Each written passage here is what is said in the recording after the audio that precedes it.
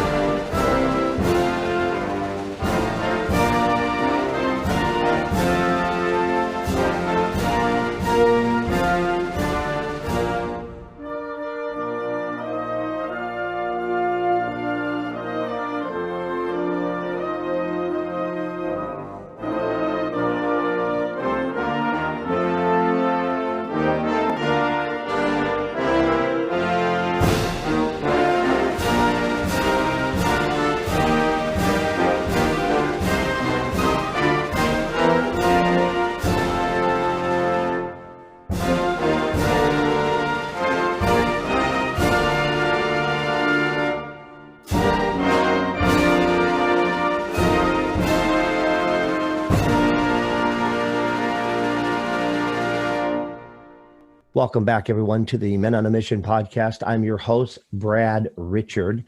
And tonight, for this episode, episode 47, I am joined by a special guest, Mr. John Davis.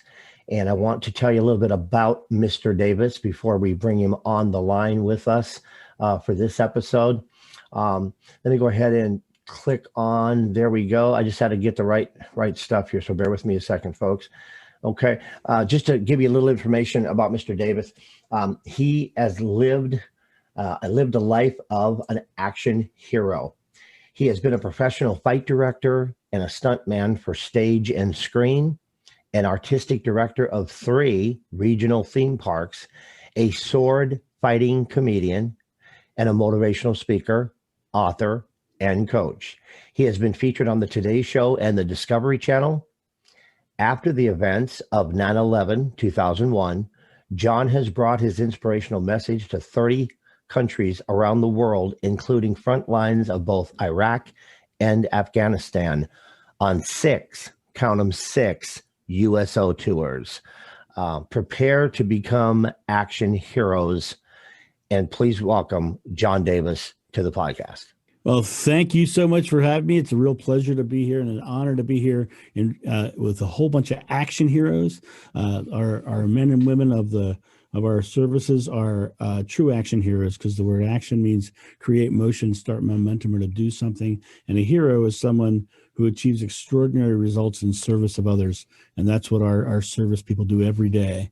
And the least I could do on those USO tours was make those people laugh for what they have done for me. Absolutely. Let's get into you did 6 separate USO tours, and what was your overall takeaway from the men and women that you met during those tours? Well, the USO tours to me was for me personally was the most important thing I ever did in my life. When I was, let me kind of back up and tell you how I got to do the USO tours and tell you how I kind of got into it.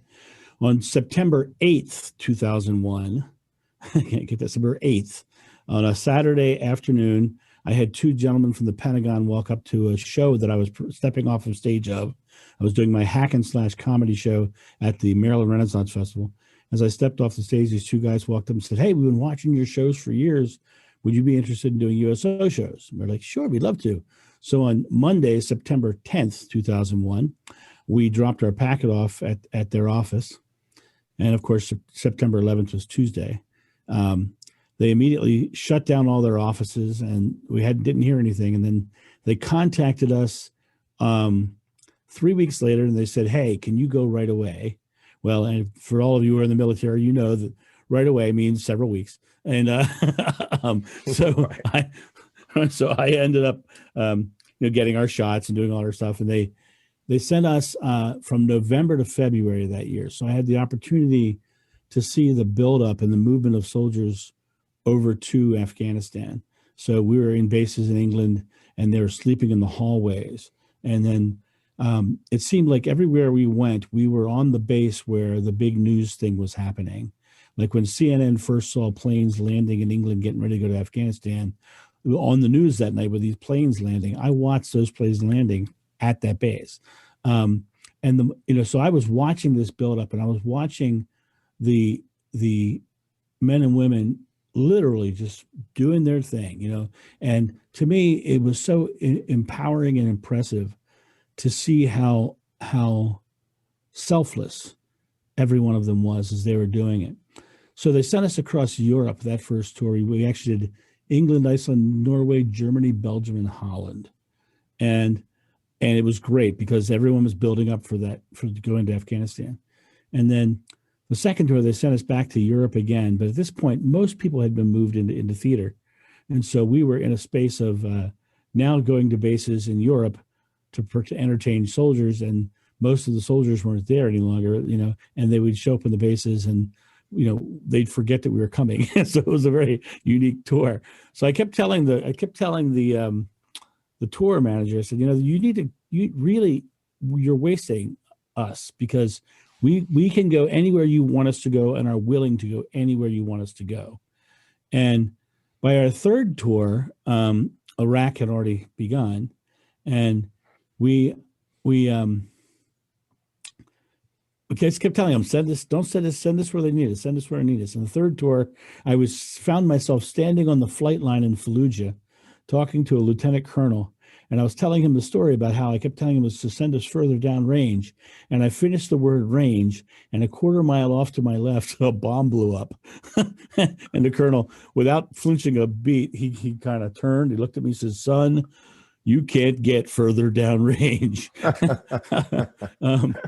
It was to me, as I went out there, and those tours were so incredible. I mean, I talk to soldiers and they tell me things like, it's like Groundhog Day, but every day somebody's trying to kill you, and that repetitive action. And so what I was trying to do was come out and break that Groundhog Day cycle for them. So we would show up and we would bring 4 comedians with us, me, my partner, and 2 other comedians.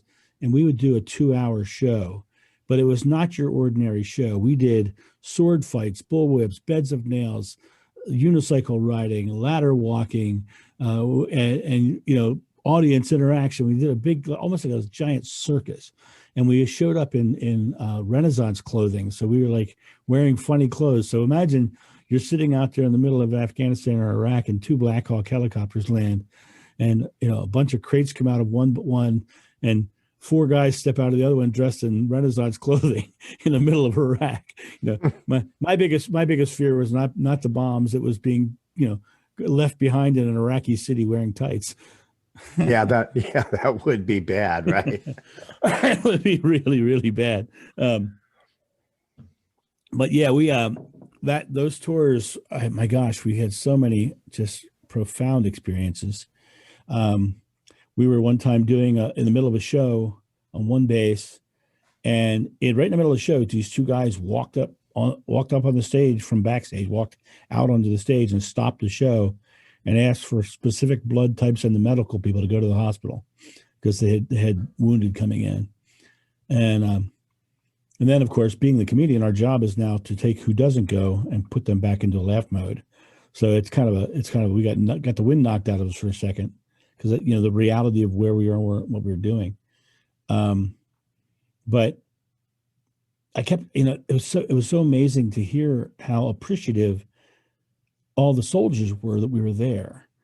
I remember in Ramadi, we had been there for a while, and we actually performed our show in the motor pool because they didn't want to put us outside because that we could be a target.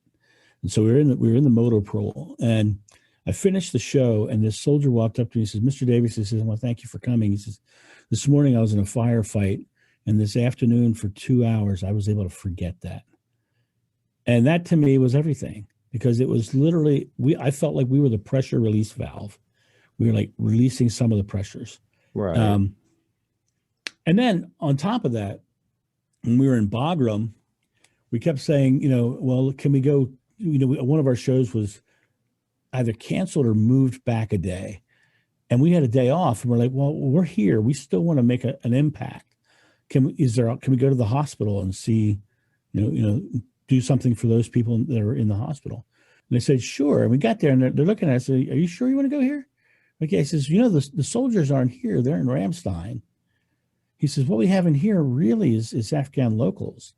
And I was like, well, then I really want to do it, because I need them to see that we Americans are not all, toting a gun. Some of us are there to make you smile too, right? Because, Right. So I went in, and the room was filled with Afghan children who had walked in the minefields, and one kid was carrying bags of gas, and somehow the gas got ignited, and he was burned all head to toe. And I was traveling with a man named Todd Key, who is just an amazing individual all the way across the board. And Todd looked at this little girl, a little Afghan girl, who was sitting there, and she was just watching us, very not really trusting what we were doing, or who are these weird people. And Todd looked at her, and he gave her what I call the Santa twinkle, where he just kind of gave her the little glint in the eye, and she smiled. And he reached into his bag of tricks, and he pulled out a ball, and he threw it up in the air, and he started spinning it on his finger like a Harlem Globetrotter. And he walks over, and he looks at her, and she's looking at him, and he points at her hand. Now, her left hand was bandaged and in a cast. Her right hand had a bandage around her wrist, but it was movable. So he looks at her hand, he points at it, and points his finger up, and then she puts her finger up, and he puts the ball on her finger, and it's sitting there spinning. And she's overjoyed, right? So then he reaches into his bag of tricks, and he pulls out a short length of rope, and he starts rocking it back and forth, and he throws it up in the air and ties it in a knot in midair. And she's just blown away. She's amazed. So he reaches into his bag, pulls out a second rope, and he starts teaching her how to do it. Well, she's not really getting it very well. So he goes behind her, he takes her hand, and he shows her the gesture of how to do it. And she gets it. Now she's tying knots with the rope like crazy. Things are going crazy.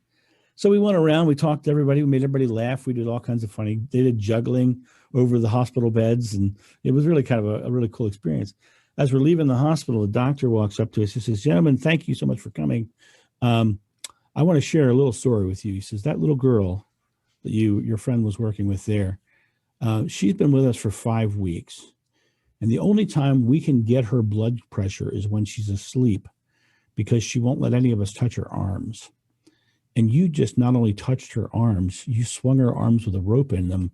And right after you were done, we were able to get her blood pressure for the first time while she was awake. She says, you have no idea what you're doing while you're here, which is really why I think that's some of the most important things I've ever done in my life, is that I was there in their times of need and my soldiers' times of need. And, just being there and being able to serve was hugely important. And I know every day that's what soldiers do. Every day they're there in service. We have an all volunteer military, and they volunteer to go anywhere in the world to defend my freedom. And so because of that, I could think of no better way than to make them laugh for a couple of hours. That's an amazing story. It shows the power of humanity, and the smile. I know I was fortunate in my 7 years in the Army. I never, I wasn't in theater. And so I didn't experience that. I know a lot of our veterans did, and they became very emotionally attached to a lot of children over there, as well as pets. Yeah. There was one soldier that I met. He was a sergeant major in Bagram, and the way I met him was very interesting. I was in the DFAC, and I was eating lunch. And over on the one corner of the DFAC was a table full of Afghan children. And I was like, our chaperone on the base was a major named, first name Carl, I believe Carl Sine, I think was his name. And I said, Carl, what's going on over there? And he says, those are the sergeant major's kids. I said, what's that? Well, what the sergeant major had done was he had taken the Boy Scouts manual and he combined it with their faith, in a way, their Muslim faith, and he kind of created a set of rules and things that they had to go through to earn their badges. And the sergeant major was on his 5th deployment to Bagram because he wouldn't leave until they finished, because he stayed there to take those kids all the way through, and they were the sergeant major's kids. And wow, what an impact he must have made on those kids' lives. What an incredible experience they must have had. And that is a story of many where the average person doesn't quite understand the mindset of a veteran, of a military person. As hard as they may be, as hard or as rough and tough, I think our American troops have the biggest hearts in the world, and the majority of them, they feel, they hurt, they have empathy, and they are there for us and the country, but they still have that humanity, or that caring aspect. Well, like I said, it's an all volunteer military, and that means they had to actively choose to put themselves in potential harm's way. And, that takes a very special person. And then you have to think about, what's the reason why? Well, the reason why is they're defending our freedoms. They're making the world better. The military goes into places that are worse off and helps try to recover it, and you look at even the National Guard, when we have problems, they're the ones we call. They're the ones who come, right? And so to me, it's really, you can't say enough about the military in my opinion, because and they get stuff done. To give you an interesting story, the USO, they treated us like, well, they gave us GS-15 status.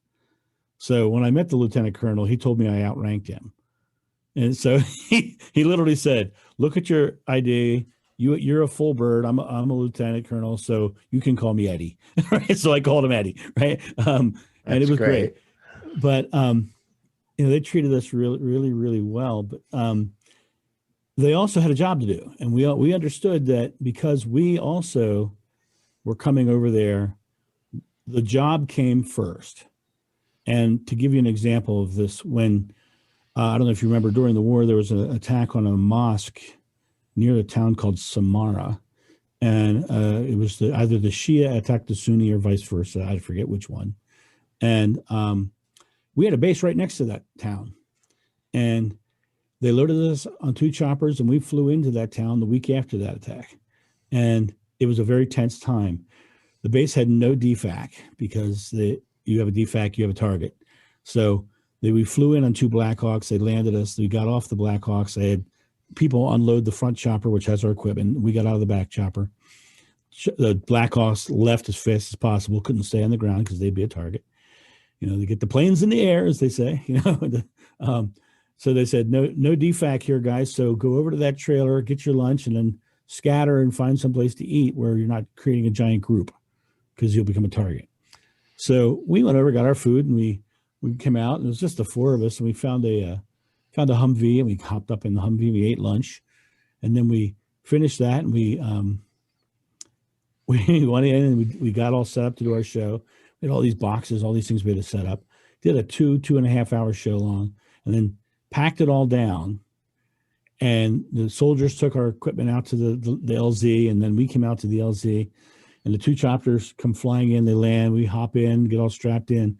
The 2 choppers tip to take off from the LZ, and the rocket propelled grenade goes underneath the helicopter I'm sitting in and blew up the Humvee I had lunch in. Wow. And then we're the only birds in the air. And so we went hunting. And, because we were in the chopper, we were the only ones in the area. So we had to go looking for the guys who shot it. And we did not find it, but that was a very surreal experience, to be doing sweeping actions over top of the city of Samara and watching the locals diving under cars and trailers and trying to get so they're not going to get shot. But yeah, if somebody absolutely tried to get us. It was it was an interesting experience, but we were there, and it didn't matter if civilians or USO people were in the helicopter. The job comes first, and I totally appreciate that. It's the way it should be. One of the biggest reasons that I'm honored and I'm excited to have you on the podcast is I've since January, when I launched the Men on a Mission podcast, I firmly, with all my heart, believe that my brothers and sisters in arms across the United States, there needs to be a national movement, a national mission, and we have a reservoir of strong leaders in our military ranks that need to step forward, because as a country, I think we're facing a lot of challenges, and that's my whole goal with the podcast, is to make action heroes, to make to find that inner action hero within our veterans, get them past the pain and the fear and the suicidal thoughts and the black cloud that's over so many of them, because I believe that it's time for veterans to step up into a place of leadership within the civilian world and within our country. Right. So, yeah, in the second segment, I will get into what you do and the training that you do. But you're right on point, and I think we both have that special place in our hearts for the veterans, because I can't say it enough. We really need them now. We need leaders, and we need people that we can count on. And to the men and women that listen to my show, I call out to them, and it's like, it's time to stand and offer your shoulder to people, because we really need, some strong pillars of strength. Well, and the military is about truth and honor and helping. And so we really need those kind of feelings, those kind of sentimentalities of the truth and honor to be forefront in our country right now. Right now, there's so much just junk, there's so much, whatever you want, I don't want to get real political on you, and I won't, because I think that that's not necessarily what it's about. But I think that we really need to see some of those really amazing leaders from the military who have, like, I remember there's one on YouTube, there's one speech that I've spotted several times. It's a general or a colonel, I forget which one, but there was a racial incident on one base, and the speech that he did went viral, because this is, if you're thinking any one of your brothers in arms is less than you because of their race or their gender, then leave the military now, because that's not what we're about. And I think that's the stuff that we need to see in this country, is that sort of mental fortitude to say that is just wrong, and we are not going to take that anymore. Absolutely. And I think it's, and unfortunately, I think that, politics and religion get mixed too much. And I don't think you can run a melting pot country and try to go by one, and try to rule it by one religious value. You've got to make it fair and broad, and come from a place of love and respect, and as opposed to fear and judgment. And you've got to get yourself into that place. And I think the majority of the military is that way. But as you said,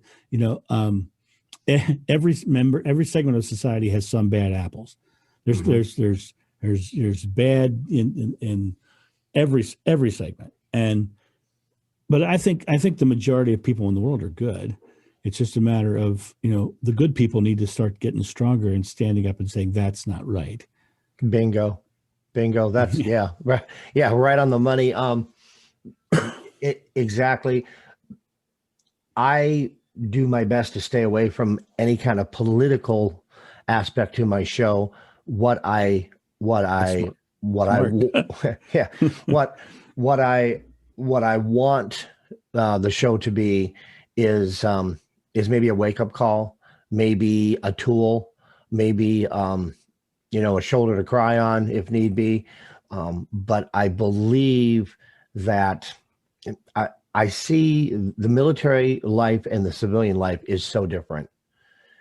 Military people that are amongst one another have a completely different energy and a completely different mission, a completely different set of honor, rules, social etiquette, and that's lacking in the civilian world. And so that's what I'm working towards is encouraging that. The civilian world has gotten too much into its consumerism.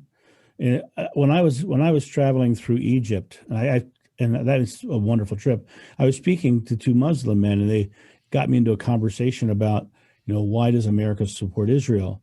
And my response to them was, I said, there's only a small number of people in America who know why America is supporting Israel. I said the majority of Americans are too worried about what they're about to buy on Amazon. Mm-hmm. They're not even thinking any broader or what's going on around the world. They're not thinking in those regards. I said, but because you people live right here, it's very forefront in your mind. But it's really not something that most Americans even think about. Correct. Because they're too busy in their consumerism and getting the next Apple Watch. And Mm-hmm. I think that we've gone down this road of being like, who's got the best what, that we're forgetting that the most important thing we can do is compassionate and empathetic to other people, and all love one another. Mm-hmm. If you want to put it into any sort of religious perspective, it says right in the Bible, love one another. yeah, cut and dry. We're fixing to go to break here in just a couple minutes. But before on the way out to the break, the me society or the Americans being looked at as being very self-centered. I believe that's true in many cases. And like you said, so many Americans don't even know why, and their sphere or their life isn't really expanded into that, outside of themselves.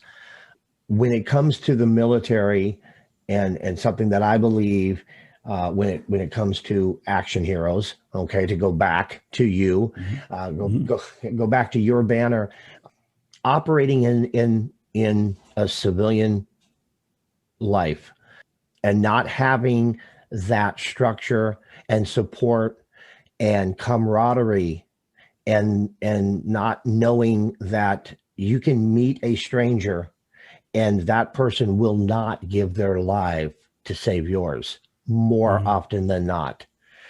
And that is a very powerful aspect to why so many veterans are struggling right now, because the civilian world does not have a place for them in their heart. Right. And they struggle with that. One of my clients that I mentor, he told me, he said, Brad, he said, I can't see myself ever being a servant. He said, I can't see myself serving other people. And I told him, I'll use Bob in place of his name. And I said, Bob, you have already served mankind.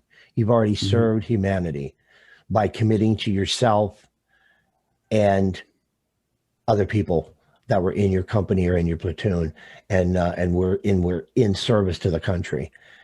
And he believed that he lost that and that he could never serve again because he was no longer in the military.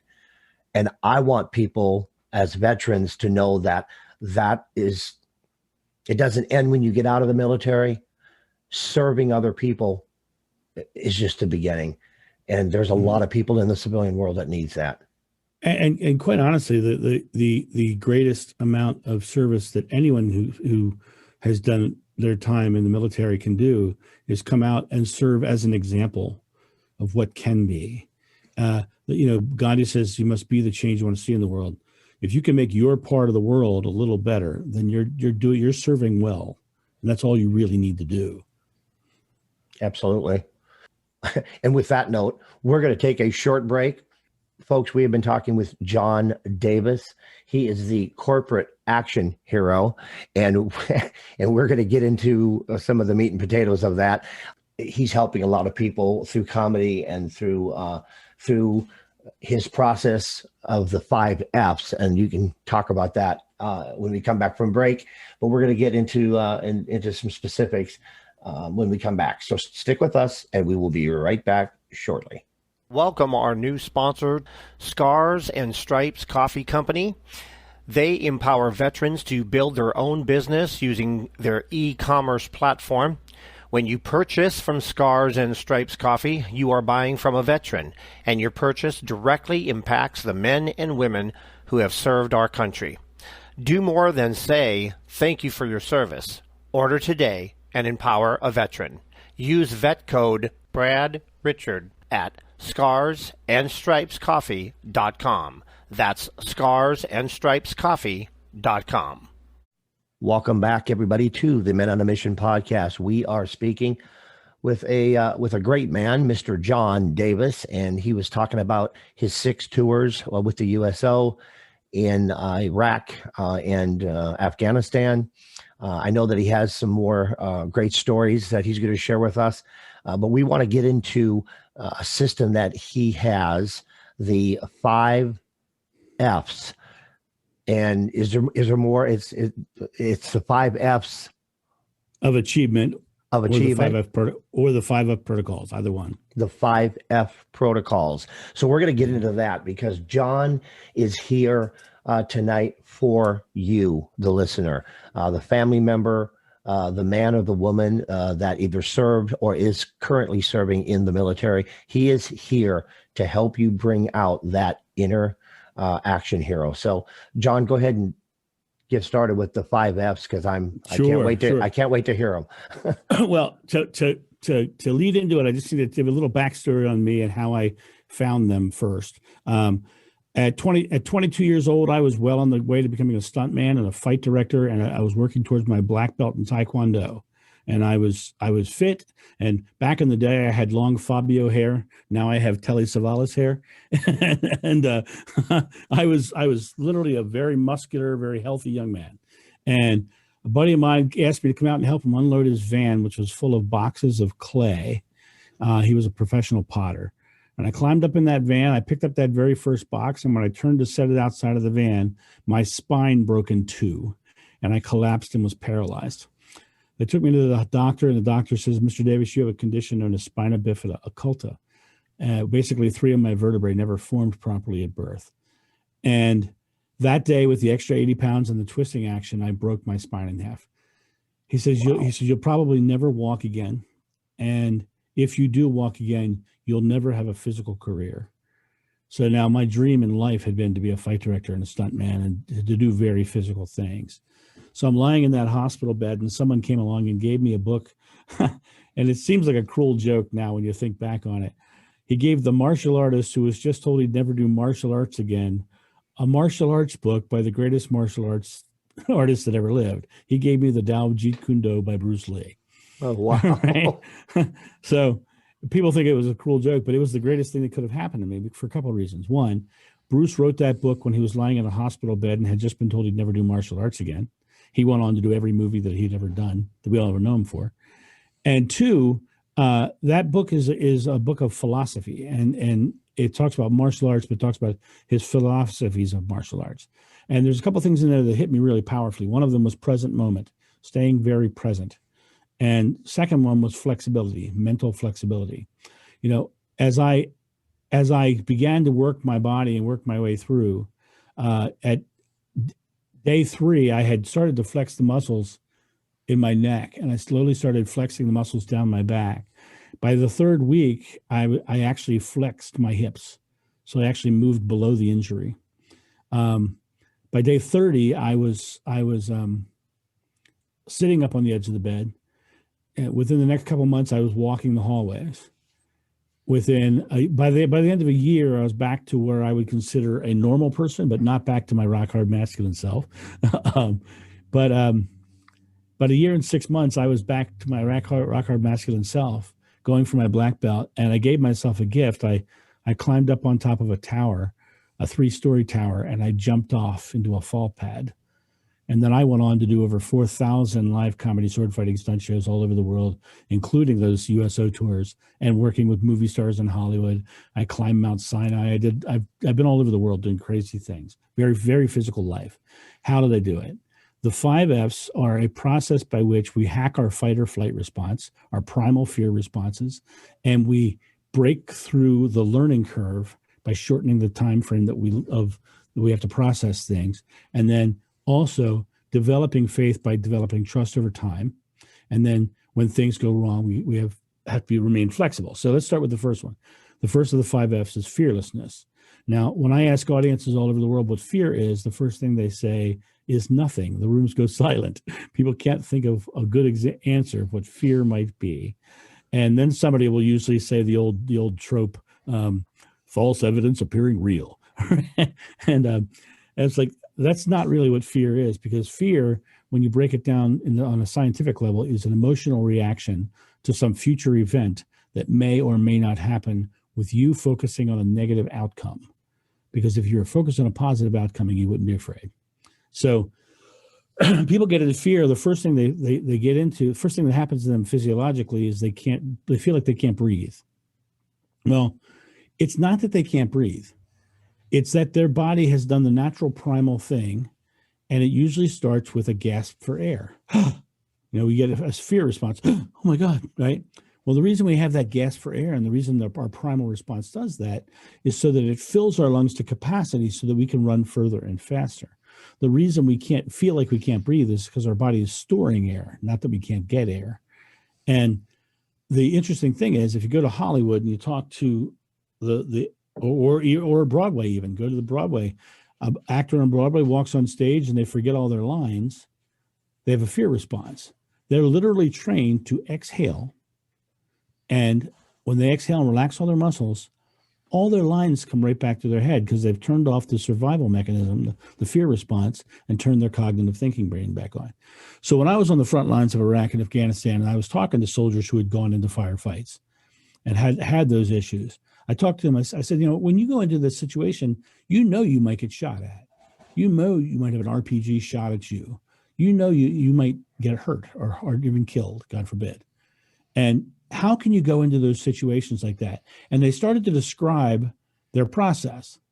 Well, one of the first things they did was like, okay, we're going to do this thing. The first thing they did was exhale. The first thing they said was they let the air out of their lungs, because it let them think and stay on task, stay on mission. So whenever you're going through any sort of trauma or tragedy, the biggest fear is, what am I going to do next? How am I going to get through this? And we get into that fear response. You need to give yourself permission to exhale and breathe and just relax, first of all. Now, that's fearlessness. The second one's focus. Those same soldiers on the front lines, they said, as they're explaining to me how they did it, the next thing they said was, we have an objective. So it's easier for us to set our fears aside, because we get focused on an objective. We get focused on a goal. Having that focus on where you want to go is huge for being able to compartmentalize your fear. So first thing I would say is exhale. Whenever you feel negative in any form, exhale. And then get focused on a positive outcome. I can tell you from experience that when you're standing on a 3-story tower looking down at the fall pad, you're not thinking about how you're going to screw up. You're thinking about where the heck you're going to land, right? So you want to stay very focused on that positive outcome and putting your butt right in the right place, right? That's so you got fearlessly focus. The middle, when you look at the number 5, there's a middle one, and that middle one supports the 2 on either side, and that one's faith, belief, confidence. Now, I'm not talking spiritual faith, but if you find your faith in spirituality, that's fine.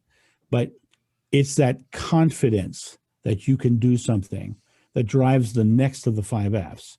And the next of the 5 Fs is follow through. You actually have to physically take an action, because your present moment is filled with only 3 things: thought, word, and deed. And if you're only thinking it and saying it, then you're daydreaming.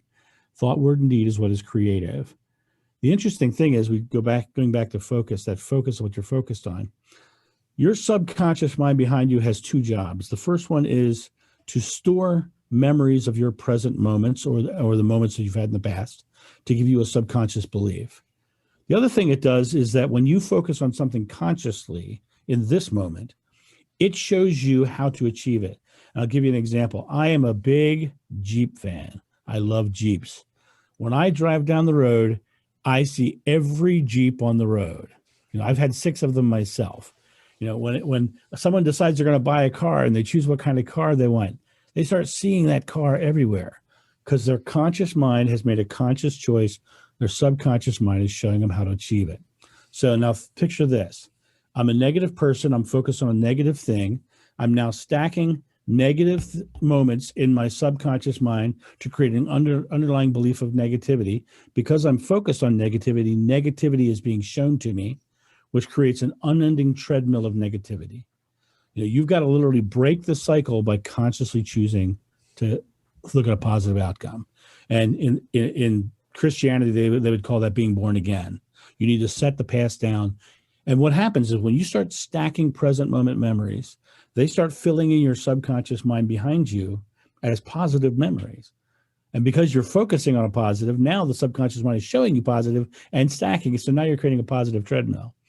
The other thing is when you're going through trauma or tragedy and you're in your moment, you want to be somewhere else, but the brain doesn't put you somewhere else.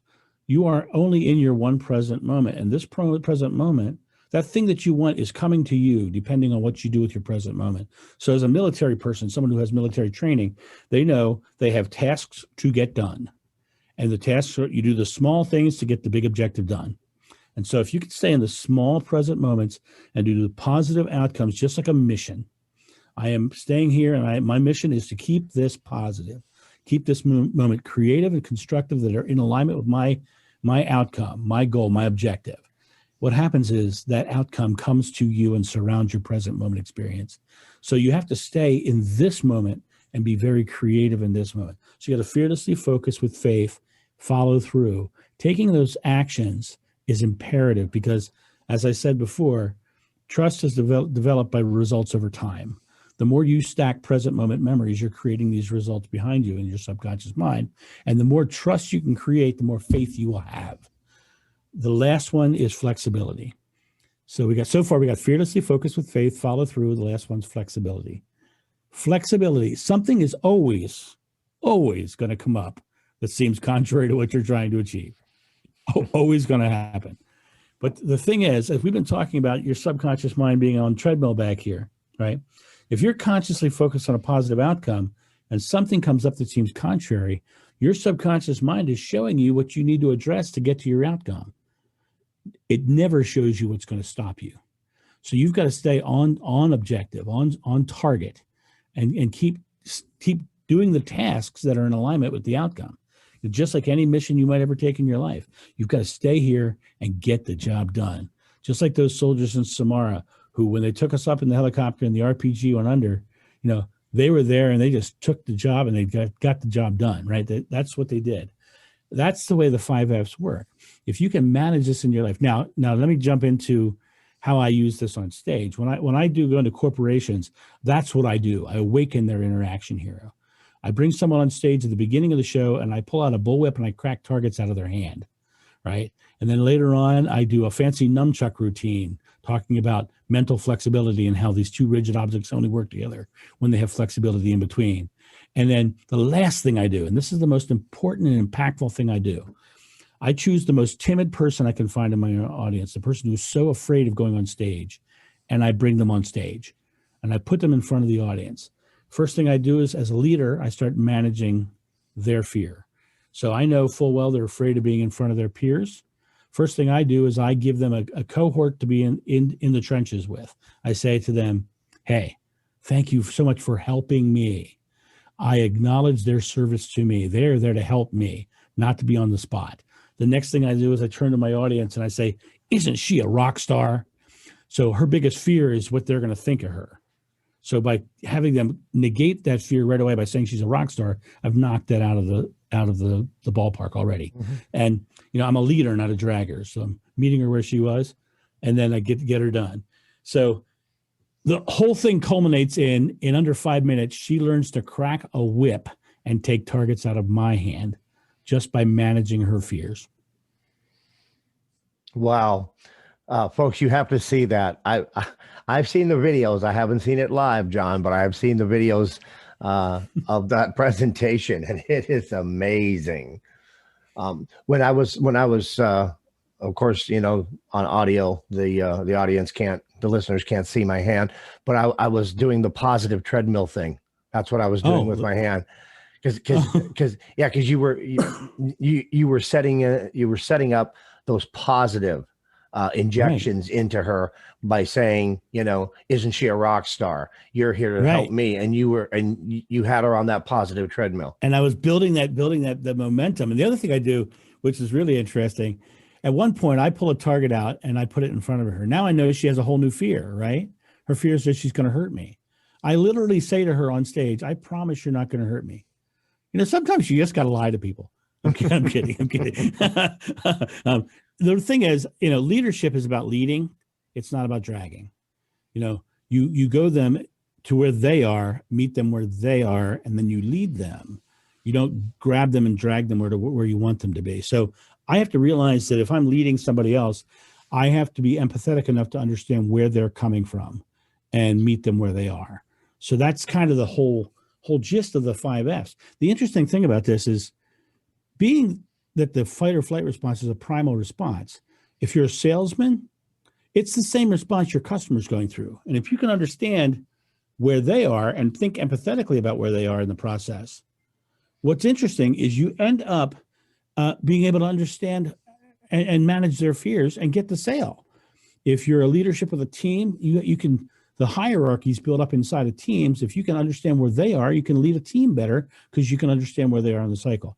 And if you're trying to get over something, a traumatic injury, or try to get over your own self-doubts after a major event, it literally comes down to, these are the same steps that you're going through. It's a matter of you taking the chance and being the action hero in your own life. They say that when the oxygen masks fall on the airplane, you're supposed to put yours on first before you help anybody else.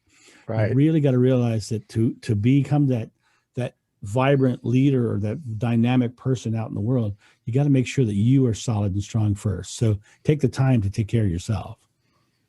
Absolutely. Good stuff. Yeah, that is awesome. See if my retention is good here. Okay. Fear is the first one. Fearlessness. Fearlessness. Okay. Right. And then help me out here. The second one is focus. Faith. And the faith is in the middle. It supports it too on the sides. Right. Faith. Focus, faith, follow through. Yep. And flexibility. So here's the way it sounds. Fearlessly focus with faith and follow through with flexibility. Oh, perfect. I hope everybody got that. I'm going to need to write that down. Well, one of the things, here's the thing I really want to do is, I want to give your audience a free gift. And when I say free, I mean free. Today's about bringing value, not taking from you. I'm going to give you a link. You can go there. You can download the 5F workbook that'll help you go through your own process. Now, when I say free, I mean free. It means you're going to go there. You can download it. There's nothing on that page that will sell you anything. There's not even a place on there where that'll take your email address. This is literally just a link to go download it. Because like I said, this is about bringing value, not taking from you. That link is corporateactionhero.com/gift. That's a really easy one. corporateactionhero.com/gift. And you can get the 5F workbook. I promise you that if you just take the time and actually do the steps, you'll learn a lot about yourself and where you are in the process. Well, thank you so much. I appreciate that, John. We'll have that link in the show notes. Great. As well as John's social media links, Twitter, Facebook, LinkedIn, I believe. Definitely LinkedIn. I love my LinkedIn. So your main website will be on there. The free gift. Corporateactionhero.com. Yeah. And take advantage of the 5Fs workbook. It's absolutely free. and click on the link in the show notes. And definitely, I'm going to get a copy of it. And I'm going to I'm going to do the exercises. I'm going to do the steps myself. It's not a long. It's not. I think it's like 18 or 20 pages tops, and it's just real. It's making you think. The whole book's designed to make you think, and go through your process. So I appreciate that. And like I said, we'll have links in the show notes, so you don't have to worry about missing that. It'll also be on the blog. So yeah, that's awesome. A free gift. I'm a Capricorn. I love free stuff. So everybody loves free stuff. Right. I get a little Scottish blood. Yeah, a little Scottish. You know the funny joke about the Englishman, the Irishman, and the Scot going into the bar and ordering a drink, right? And the Englishman, the beer comes and he looks down. There's a fly in it. He says, "Waiter, would you please take this beer away? There's a fly in it." And then the waiter comes and takes it away. And the Irishman says, "Oh," comes gets his beer and there's a fly in it. And he goes, "Oh, look at that!" And drinks it down, right? And the third beer comes to the Scot, and the Scot looks at it, sees the fly, he just pulls the fly out and says, "Spit it out, you bastard!" Because he's cheap. Taking up the beer. Right. Yeah. Well, I might have some Scottish in me then, because boy, I've been told a long time that I am frugal. You're frugal. That's a good way to put it. Yeah, I am very frugal. So, and surrounded by people who are not. So it makes for interesting conversations. But I'm sure. I think that is. I'm really glad that you covered. And there's so much more that we could cover. And I want to encourage the listeners. Guys and gals, check out John Davis at thecorporateactionhero.com. Check out his website. He has done all kinds of workshops, seminars. He's spoken to, a lot of people, and just has so many resources for you to tap into. I got one more military story I'd like to tell, though, if you don't mind. Is this the story that we were? Yeah, if you don't mind, is this absolutely the right time to do it? Yeah, I think this would be the perfect time to do it. All right. I just want to thank you for covering those 5 F's and get that free gift that John's offering to you tonight. Great. And we're going to end the episode with a great story that John has kind of given me a heads up on. So pay attention. This is going to be a good one. John, take it away. just a fun story. So we flew into a base called Camp Salerno, forward operating base Salerno. Its nickname was Rocket City. The base sits down in a valley, and at night rockets would come from the Hindu Kush Mountains. Imagine, right? And when we flew into that base and we landed in that base, and they, as we hit the dirt runway, we came to the end. They spun the plane around. The back gates were dropping open. Everything was happening at twice the speed of normal. And as the plane spun around, this guy stepped up. He looked like G.I. Joe. He was like the perfect chiseled chit. He says, "Gentlemen, I need you off this plane right now. Don't worry about your stuff. We'll handle it." And he got us off the plane into a truck and inside the compound as fast as possible. So we got inside the compound, and we were getting ready to do our show. And he says, "Well, first, let's go get some food." So he takes us over to the DFAC, and we get our food. He says, "Gentlemen, you have 5 minutes to eat your food." So we ate our food as fast as we could. It took us over to the basketball court, and there was a 30-mile-an-hour wind blowing. And and the stage was on the wrong end of the court, because the way the wind blowing is, they would never hear us. So I said to the colonel, "Colonel, they're never going to hear us." He says, "Well, what do you need?" He says, "It'd be better if that stage was over here." He says, "Give me a couple minutes." And he whistles, and like 8 Marines run over and pick up the stage and move it to the other side of the basketball court. This gigantic thing, right? So then he says, he introduces us to our chaperone on the base. He was a young man. He was Filipino. He was earning his American citizenship by being in the military. And when I asked him why, he says, "If I'm going to be an American, then I want to serve the country that I'm living in." And so, which I thought was wonderful. So he drove us around the base, and he took us to, we were staying on the base that night, and he took us to our bunkhouse. And it was very lighthearted. We were having a good time. He took us into our bunkhouse, and he says, "All right, gentlemen, I need to give you the lay of the land. He says, this is your bunkhouse. When you walk out the front door, when you walk straight, you're going to find the Cadillac. Now, I'm assuming most of you in the military know what a Cadillac is. Cadillac is the bathroom trailer, right? Right? He says, straight ahead is the Cadillac. He says, to your right, you're going to see the bomb shelter. To your left, there's a wall. Behind that wall are the Taliban prisoners. So we got the Taliban prisoners this way. We got the bomb shelter this way. We got the Cadillac straight ahead of us. He says, all right, so tonight, if you hear, boom, go to the bunker. But if you hear, boom, you're probably okay. Or no, it's like, boom, you're probably okay. Incoming or outgoing. Right? That was the first base that I ever stayed on, that I slept in my shoes. Because my biggest fear was I was not going to know where the was. Was it before or after? And was it really just me doing the in my bunk? Oh, man. Yeah, that was amazing. I would do it. I would go on another tour right now if they asked me to.